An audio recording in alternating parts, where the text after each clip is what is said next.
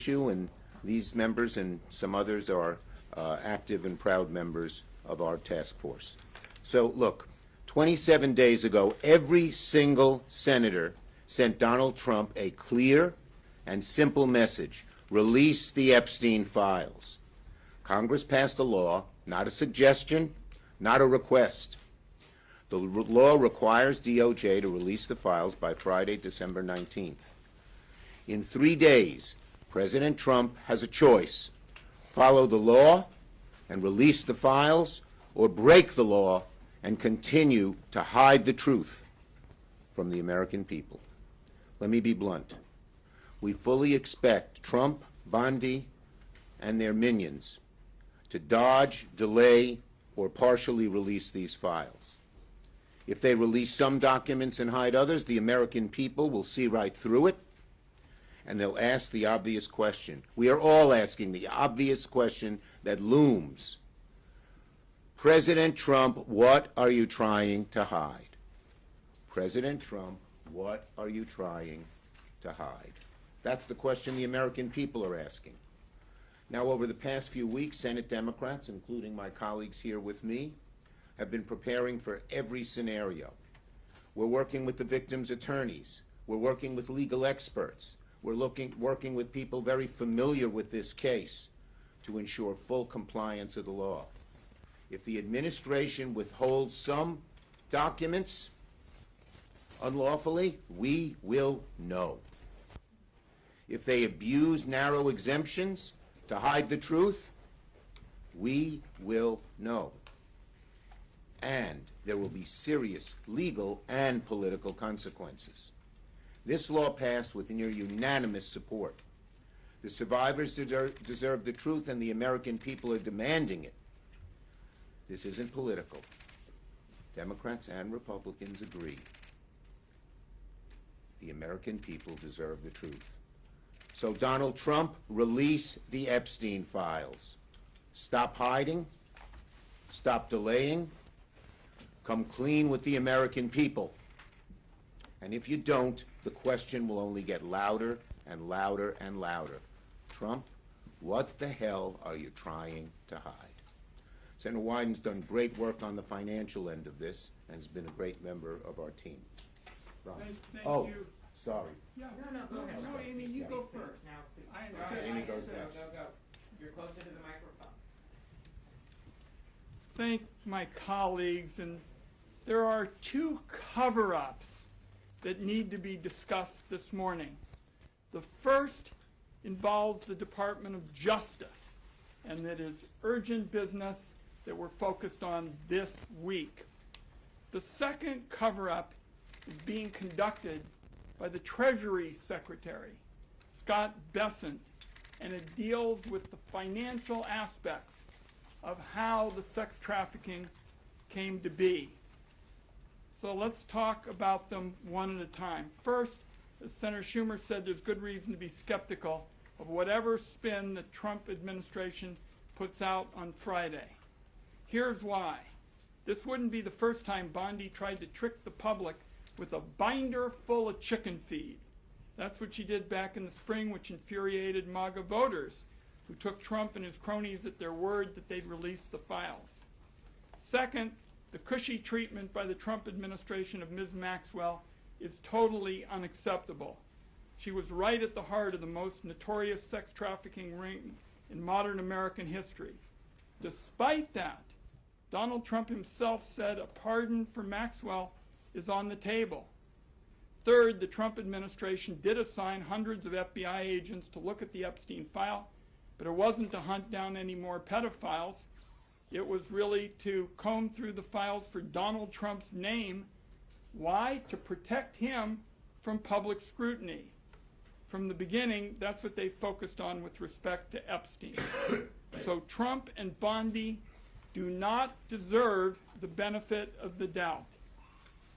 Second, we need to look at what Scott Bessent and the Treasury Department is up to here. They've got another massive set of Epstein files. It is a critical fight for transparency and to find out how this horrendous sex trafficking operation was funded. For nearly 4 years, Finance Committee investigators have been on this, and we have been following the money. And to do that, you've got to get access at the Treasury Department to the records that we have seen. The staff of major Republicans have seen them, and the file is made up of thousands and thousands of bank documents. And my investigators say that it is a financial roadmap into how Epstein hurt so many families. It shows who was paying Epstein and where his money was going. It shows what banks enabled his trafficking despite evidence of money laundering and despite the knowledge that he was a sex offender. It shows payments that look like the result of blackmail. It shows big outflows of money to Eastern Europe, Turkey, and Russia, and it includes the names of women and girls. My investigators saw a large portion of these records in 2024 under the Biden administration, but the Trump administration is denying us the file today. It's important for the American people to find out how all of this was financed, and that means getting our hands on the file to investigate further. The Secretary of Treasury, Mr. Bessent, has refused now multiple times to hand it over to our investigators. Ridiculous excuses, again and again. So we have introduced legislation to compel him to turn this over to Senate investigators. And I will tell you that Epstein survivors are already filing suit, against banks because they think that this information is so critical to finding out how they were exploited. So it is time for the stonewalling to end. That's why I so appreciate what my colleagues have done to get this information out on Friday, and the administration is required by law to release the Epstein files at DOJ. I'm here to say it's got to be done at the Treasury Department as well, because we find in America you capture corruption by following the money, and that's what is so critical at this point to the second investigation. Thank you, Leader Schumer, and I thank my colleagues. Senator Klobuchar has been working very well on this, and we appreciate it. Thank you very much. Thank you, Senator Wyden. Thanks for following the money, something that's our creed as my former job as prosecutors. Whenever you're solving a case from the smallest theft to big rings, and I appreciate that. So let's remember what this is all about. This is about exploitation and abuse. These victims deserve justice, they deserve transparency, and they deserve accountability. Example, Danielle Bensky, 17, recruited into Epstein's circle. Her mom had a brain tumor, and Epstein told her he could help her mom, but only if she abided by his demands, including recruiting other girls. He told her, I can use it to help you, or I can make it very difficult for your mother. That horrific crime, one of many, is why the House voted 427-1 to release the files and why the Senate unanimously passed the bill on Senator Schumer's motion. That bill set a specific deadline, December 19th, and it is a must. It's not a may, it's a must. And it says that no record shall be withheld, delayed, or redacted on the basis of embarrassment, reputational harm, or political sensitivity. With this deadline, they will show whether they are really going to stop covering up or they're going to protect these powerful abusers. If they redact these files heavily, it will be clear they are hiding something. Maybe it's because Donald Trump is mentioned 1,500 times. Maybe it's because they want to shield wealthy donors who are implicated in these files. Regardless of the reason, if these files are heavily redacted without justification, Americans will know that they are once again, this administration, siding with the rich and the powerful. Remember, if the president was actually serious about truth and transparency, his administration would have released these files months ago. All the way back in March, the Attorney General said everything is going to come out to the public. The public has a right to know. It's been 9 months. 9 months. And if the administration withholds or heavily redacts these records, it will be clear whose side they are on. We know the money, follow the money. They haven't released those yet. And then when it comes to this, they literally have the power of the entire Congress telling them, get them out there now. That's what these next few days will tell us. And with that, I turn it over to my colleague who's been working on this for months and been right out front on it, Senator Merkley. We smell a rat. Why? The president campaigned on releasing the files. Pam Bondi assured everyone the files would be released. Kash Patel said the files will be given to the public. And yet here we are. Not a single bit of these files has been released. And then what happened? Well, we had over in the House bipartisan leadership with Ro Khanna and Thomas Massie and a discharge petition. And as the discharge petition started to reach the critical number required, the House went on 8 weeks of vacation in order to avoid releasing these files. That's never happened in American history. And then we find, as they were coming back, what happened? An announcement that some new investigations were being launched. That was on November 14th.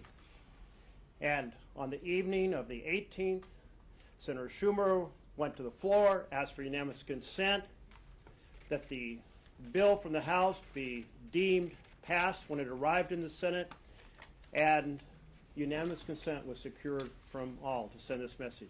And what happened the next day?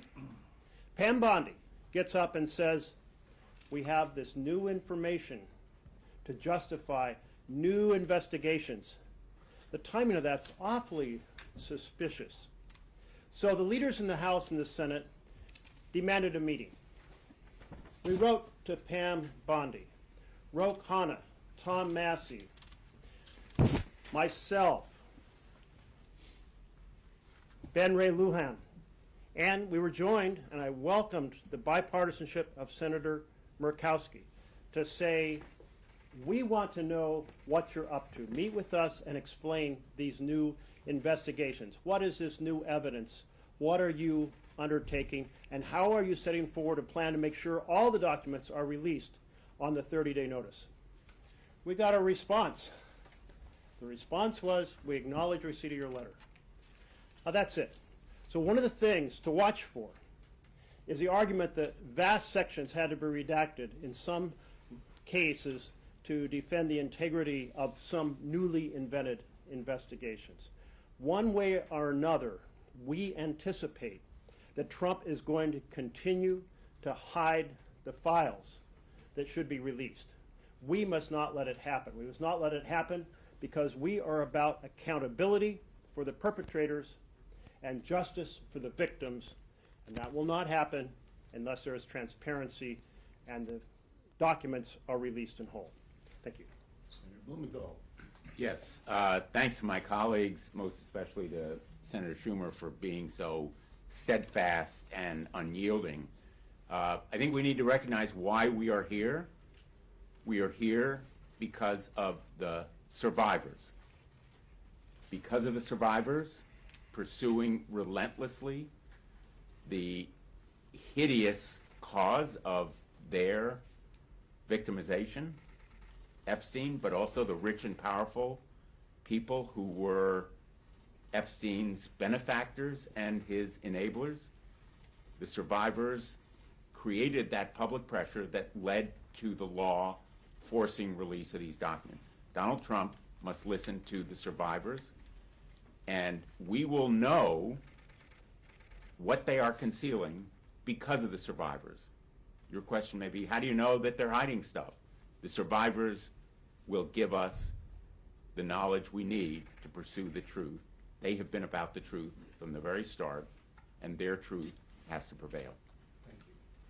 And so, as I mentioned, we've had a task force of 13 members. We've divided up in different groups because we know, we believe, that they will not give full, open disclosure where there's great accessibility.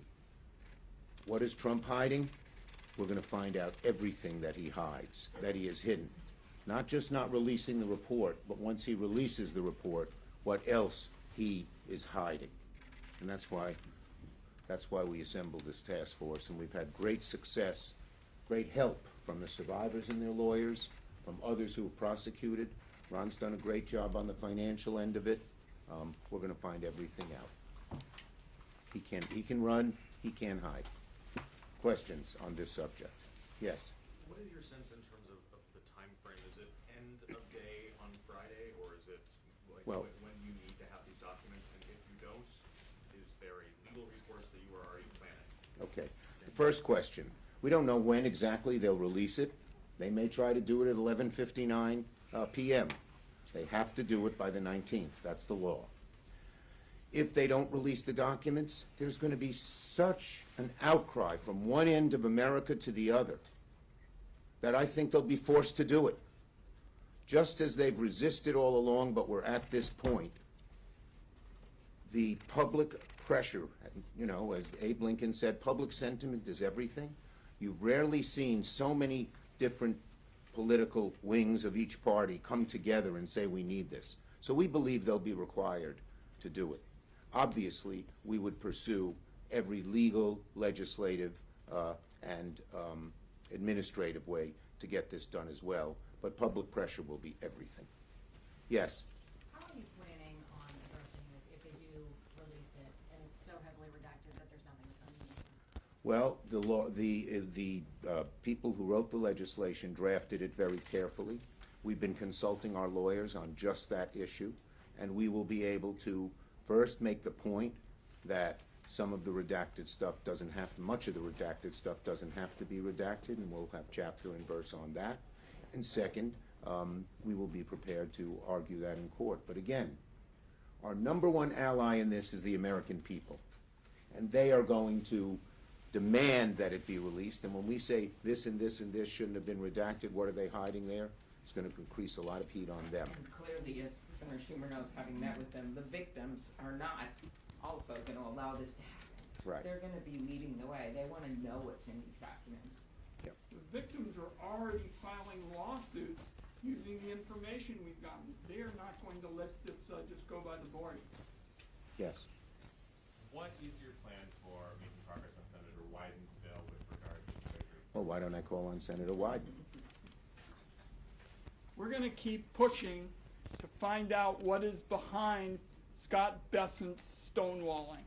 The fact of the matter is, on Valentine's Day, before the administration, the Biden administration left, we went to look at the SARS, these suspicious activity reports, and we had the staff of senior Republicans, and we're going to keep pushing on a bipartisan basis to A, get all the facts out, because as Senator Schumer has said, this is not a blue and red fight, and B, to make the reforms that are necessary so this never happens again. Too many banks looked the other way. Too many auditors decided this wasn't important.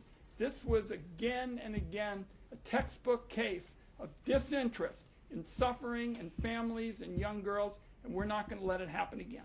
We're also not going to bifurcate this. It's part of one large investigation, one large disclosure.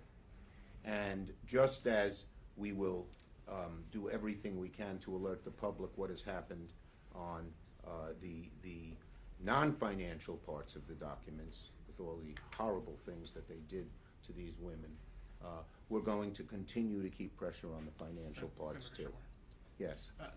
So let's say these files do get released. Is it just going to be a public release, and you all are just going to let the American people go through them and come to their own conclusions? Or will Senate Democrats, will there be a coordinated campaign? Will there be anything that we can expect next year when you all Well, the return? first step is to get them all released. That will be our first job. And then, once we have the releases, obviously, it's going to be clear as could be to the American people what has gone on here. But, you know, Democrats will be actively involved, letting people know how disgraceful this has been. The American people should see everything we see. Yeah, they'll see it. Yes. In terms of the timing, if you need to go to court after the release because it's, there are too many redactions or just everything's not there, is that something that can happen quickly, days, We're weeks? gonna, you know, we have great lawyers who are ready to go, and we will leave it to them as to the best sense of And are timing. you working But with- certainly, we want to let public pressure build and build and build. And are you working with the Republicans on the court action? Because the law was bipartisan, would it We expect that we will have lots of bipartisan support. Thank you, everybody. Oh, last one. What steps are you guys taking when it comes to learning more about why Ghislaine Maxwell was moved? I don't know if you saw, but Susie Wiles, the president's chief of staff, We said saw that. she had no idea. The president had no idea. I'm curious. I don't know whether those will be. in She the ballot or not. should not have been moved, and I think when the files are made public, the pressure on to disclose how that happened, why that happened, and to undo it will be very, very real and strong. Is that a focus of one of these task That is one of the focuses is on what happened and what they've tried and what they have tried to do to cover up everything, including what happened with Ghislaine.